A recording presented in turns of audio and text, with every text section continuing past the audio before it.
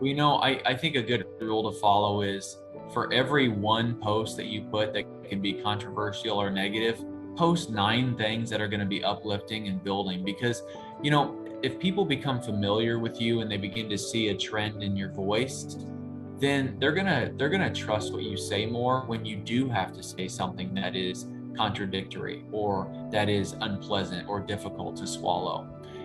But if that's all they ever see out of us is anger and frustration or conspiracy theories, it's easy to just say, I'm not going to listen to that person, and all of a sudden you're not being followed anyway.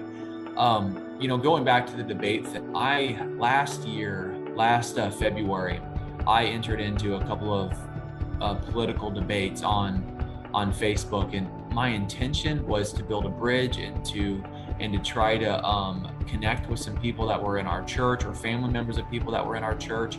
And I ended up reading a post incorrectly and said some things that just really, really upset them. And then when I tried to correct it and apologize, they weren't having it. And all of this I did in the full view of the public. And it was just very, very embarrassing for me. It was a hard lesson learned. And so what I've begun doing is if I disagree with somebody, I rarely do it on their page. I will send them a private message, or I'll send them a text message and just say, hey, you know what? I really wanted to ask you a question. And that's the other thing too, is I think so often we make an assumption on what people are thinking.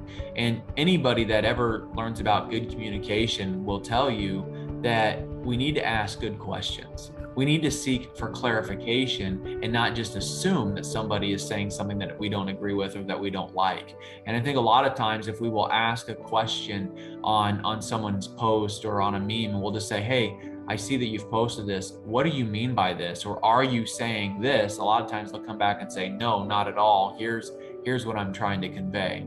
And so again, I think as Christians, we absolutely need to be taking advantage of social media, but I think that we need to be filling it with a lot more information about Jesus, sharing our church services with people, sharing scripture verses that are helping us, talking about what's going on in our lives. A lot of the times the only posts I'll make during the day are about my girls and things that are going on in their lives, because I know that people enjoy seeing that and it's a blessing to them.